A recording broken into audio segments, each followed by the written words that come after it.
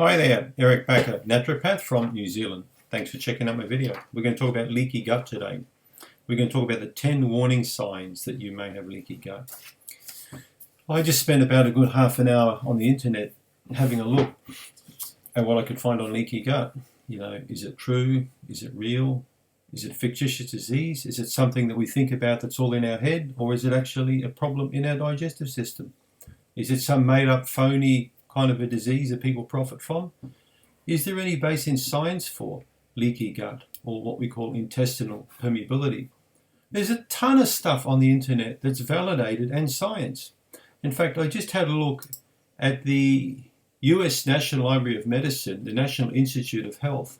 I've also looked at PubMed. So these are published medical studies.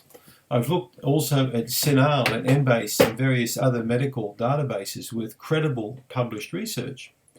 On this one here, the US National Library of Medicine, I found over 500 studies. These are scientific studies. These are not studies that come out of some place like Las Vegas or something, some fake place. This is actually real stuff. But then if you go to Wikipedia and you actually believe Wikipedia, they call intestinal permeability a fake disease that has no existence in science at all. So who do you believe? Do you believe Wikipedia? Well, I don't really believe Wikipedia at all, folks. And in fact, a lot of the stuff I read on Wikipedia to me is purely set up with pharmaceutical interests, to be perfectly honest. I've given up on Wikipedia. I think it's a very biased website. If you actually have a look at the scientific research, you'll find a ton of credible stuff supporting intestinal permeability. So don't make a mistake. You're going to get told by one community, the medical community, that this condition is completely fictitious, that it's propagated by nutritionists and by people like me. And then, you're going to hear from other people like me that it does exist. You've got to make up your own mind, but I can tell you now, this condition is very real. In fact, the study I just looked at said that they believe that most autoimmune diseases have their genesis or their origin in intestinal permeability. So that's very, very interesting when you read that. I've got a 1930s medical textbook where they said that autoimmune disease comes from some pathogen, some bug. They knew it back then, but they didn't know about intestinal permeability. You can please watch my other videos on leaky gut, what it is, the causes, the diagnosis, how it can be discovered, and what you can do about it. But now I'm going to talk about the 10 warning signs that you may well have intestinal permeability or leaky gut syndrome. I first knew about leaky gut probably in the mid-90s, but when I read this book, The 4 Pillars of Healing by Leo Galland. So Dr. Galland is a New York physician, very, very clever guy. Still alive today. I believe he's quite elderly now, but Dr. Galland really inspired me to do a lot more work with stool testing and digestive work, which I really started doing in the 90s, a lot more than I did previous. And since then, well, the rest is history. I've completed now many thousands of stool tests. I've also completed well over 1,000 intestinal permeability tests with people, and have discovered, to my amazement, how many people actually really have intestinal permeability. It's phenomenal how many people have it. And it generally comes about through stress, poor diet, and also medications. There are many drugs that are properly prescribed and taken according to a physician that cause intestinal permeability. There are many drugs that cause this, even drugs like acetaminophen, drugs like proton pump inhibitors, like that block the acid in the stomach. Many drugs. Antibiotics are a prime cause of intestinal permeability. But what are the warning signs? What are some of the telltale things that are going to make you think I've got a problem and it needs really sorting out? Well, the first one, I've got my little cheat sheet here. The first one's going to be a problem with your bowel, of course. It's going to be gas, it's going to be bloating, it's going to be constipation or diarrhea. So if you've got an ongoing problem with your gut, if you don't have that nice regular bowel motion every single day, preferably 2 bowel motions, but 1 good motion, if you're not passing out a good 10 to 12 inches of stool every day, very easy elimination, there could be a big chance that you've got intestinal permeability. Then don't immediately think, well, Dr. Bakker said that, he says in another video I could have Candida with constipation, or he says in another video I could have a parasite with constipation. That's true. But one of the chief hallmark symptoms that we find and warning signs of a leaky gut or a problem with the permeability of the small bowel is a dysfunctional stool. a poor ability to pass out a good motion. So that's the number one. But let's go through the list, and I want you to get a feel for these 10 different things here to see if you have maybe several of these, and maybe this may warrant for you to investigate a bit further. The second one is a poor immune system functioning. Now this can be throughout the body, not just in the gut, because remember, a large proportion of the immune system resides in the small intestine. The first 3 inches or 75 millimeters of the small bowel, in fact, is holding around about 60 to 70% of the body's entire immune function. So if you've got permeability or leakiness of the small bowel, there's a big chance you've got a dysfunctional immune system. So how's it going to present itself? It's going to present itself in increased ability to get acute infectious disease, increased chances of getting a Candida overgrowth, a parasite problem, a bacterial overgrowth. Small intestinal bacterial overgrowth and intestinal permeability go hand in hand. Very, very common to find them together.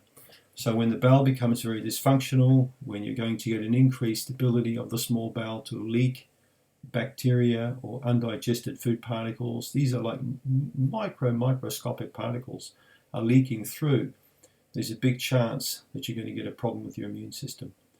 And that can present itself in many, many ways, and some of these ways, in fact, we're going to talk about today in this video. So poor immune functioning. Headaches, aches and pains, especially in the head, like darting pains or head pain in general. Brain fog, memory, so really problems in the head. When you get a lot of these problems, it can very well be tied up with your small bowel. I cannot tell you, in my clinic experience, how many people I've seen that the brain fog disappeared, the headaches went away, they just felt a lot happier inside their head when their bowel improved, particularly their small bowel. I've seen a massive correlation with stool testing with lack of good bacteria and headaches. I've seen a very, very big link with lack of the bifidobacteria in the colon and cognitive dysfunction with people. Brain fog, can't think clearly, memory loss, confusion. Even people younger than me, people in their 30s and 40s, they felt really washed out, almost stoned, and their stool test showed problems. When we corrected that and got their small bowel in particular working better, the large bowel improved, the brain function improved. Headaches can also be, of course, like in my case years ago, it could be a visual problem. It could be, your spectacles aren't really right, or there could be some issues going on. So headaches need checking out. But in many cases, headaches are linked to small intestinal permeability. Number 4, nutritional deficiencies. Well, it stands to reason that if you've got a leaky gut and you're not breaking down and absorbing and digesting and absorbing nutrition properly, you're going to have a problem with your health. And if we extrapolate that, if we pull that through, that can work in a myriad of ways in terms of its effect on your health. Often it will lead to what we're going to talk about in number 5, fatigue. Fatigue is often a consequence of nutritional deficiency. So your cells become starved. They're not getting the gas or the fuel they need to function properly. Now that could be a lack of any kind of a nutrient. So nutrition, proper digestion and absorption is very much dependent on the health of the small intestine. So nutritional deficiencies are very common when it comes to leaky gut. You're not breaking food down properly. You're leaking, for example, very small fragments of carbohydrate or protein through. They're not being digested and absorbed properly. That's going to cause a lot of problems. And again, am I talking out of my backside? I'm not, because there's actually plenty of scientific research that you can look up, through the National Institute of Health, Cornell University. There are many universities now that have done scientific research into fatigue, nutritional deficiencies, and intestinal permeability. Everything I'm telling you today is based on science. It's not the woo-woo factor. It's not tarot card reading. This is actual science. So I want you to keep that in mind. So far, we've talked about the bowel problems, number 1, poor immune function, number 2, headaches, brain fog, memory, number 3. We've talked about nutritional deficiencies, number 4. And now we're talking about fatigue. So tiredness is a very, very big red flag for intestinal permeability. Tiredness can also mean adrenal problem or thyroid problem or endocrine imbalance or hormonal imbalance. So you will often, if you're tired, consistently tired, you need to get blood testing done. You need to get salivary cortisol testing done. You need to get some tests done to determine where the fatigue is. For example, you could be a female who's lost a lot of blood through your menstruation or childbirth. You could lack of iron, so it needs checking out. But I very commonly associate fatigue with a problem in the small intestine very much. Number 6, skin rashes, acne, eczema, acne rosacea, psoriasis. Again, I cannot tell you how many times I've seen people's skin improve beautifully. Very, very nice skin when we repaired the small intestine, when we got the bacteria back, when we got the Candida gone, when we started giving prebiotic foods to enhance the proliferation of good bacteria, when the person was eating lots and lots of good vegetables and foods containing soluble and insoluble fibers to really feed up the bacteria and improve transit time. When the bowel functions well, it can get food in there, break it down, absorb it, the nutrition it needs from it, and then excrete the waste that it doesn't need.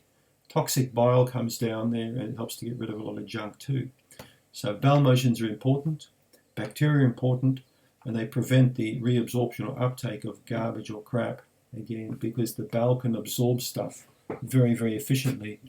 Many people I talk to who've got a slow transit time, a poor bowel function, often have skin rashes. So remember, you can't produce good bowel function unless you've got good small bowel function. And when we talk about intestinal permeability, we talk about the small bowel, not the large bowel. So if you've got a problem upstream, it's going to affect downstream, right? So if you've got a skin problem, ask yourself this question: do I have any kind of digestive problem? If you can tick that box, you need to get the digestion fixed, and then watch what happens to the skin. Number 7, cravings, often for sugar. So again, if your body is starved, if it's tired, if it's not getting the fuel it needs, it's going to want energy. And where does it get it from? Dr. Pepper, or a Mars bar, or some candy or some ice cream. It's going to go for sugar. So craving for sugar can also be a sign of intestinal permeability. Number 8, joint pains and arthritis. So a toxic buildup again in the body of deposits around the joints. Also the joints and connective tissue may not be getting the right food it needs to regenerate and repair and rebuild. And again, this comes back to point number 4, nutritional deficiency. So joint pain and arthritis don't need to be a consequence of getting older like me, because I'll be 60 soon and I've got no joint pain at all, no muscle pain, no pain at all. So I see people my age sometimes that are taking all kinds of pills for arthritis. If they've got their kidneys functioning better and their bowel functioning better and ate good healthy food, especially alkaline kind of vegetables and fruits, they wouldn't have this kind of joint pain or arthritis. So again, ask yourself this question: have I got joint pain or arthritis? Have I got any kind of digestive problem? Do I have point number 1, constipation, gas or bloating? Do I have poor immune functioning? Do I have any headache or fatigue or aches and pains? If you can tick those boxes, get the digestion fixed. Number 9, mood disorders, anxiety and depression. Small intestine is very, very now much linked up with mood disorders. We know that because of the production of many beneficial neurotransmitters that aid in this area. So we believe now, or I personally believe, that in the future, the psychiatrist of tomorrow is going to be the microbiologist, the person who understands the gut function to a high level and understands the bacteria and the ability to build them up, will understand that there's a very positive influence on the gut and the mood. So again, ask yourself the question: if you've got anxiety and depression, have you taken antibiotics and things weren't right since? Have you got a bowel problem? Have you got poor immune system functioning? Have you got skin rashes or cravings for sugar? If you can tick these boxes, you may need to look at the gut. And the last one, the most common one we see, is autoimmunity. So when the body actually starts attacking itself, when it sets about the immune system on joints or muscles or nerve fibers or different parts of the body, there will be something that's causing it. So autoimmunity is very much validated with leaky gut. I've got a paper here in front of me. I'm going to read a little section out to you. It's called Alterations in Intestinal Permeability, and it's a 2006 study. Doctors Ariata, Bistries, and Dr. Meddings. This was published in a gut journal in 2006. Now let's just cut to the chase. We're going to go to the bottom of the article. Let's have a look here. I'm just going to read this out for you. For decades, a variety of pathological states have been associated with abnormal intestinal permeability. Many of these are a consequence of the intestinal epithelial damage that is associated with the disease, but not involved in a causal manner in the genesis of the disease. However, in several autoimmune diseases, it appears that increased intestinal permeability is a constant and early feature of the disease process. Furthermore, it is becoming increasingly apparent that in some conditions, increased permeability is critical to development of disease. And if it is abrogated, the disease does not develop. So what they're trying to say here basically is there's definitely a link between autoimmune disease now and intestinal permeability. Many men and women I see, my age, even younger, who develop autoimmunity have had a leaky gut for years and years that was never resolved. Because remember, according to doctors, it's a fictitious disease, it doesn't exist. All right? But here we've got science validating it does exist, but the medical profession say it's a load of baloney. You make up your own mind. Thanks for tuning in.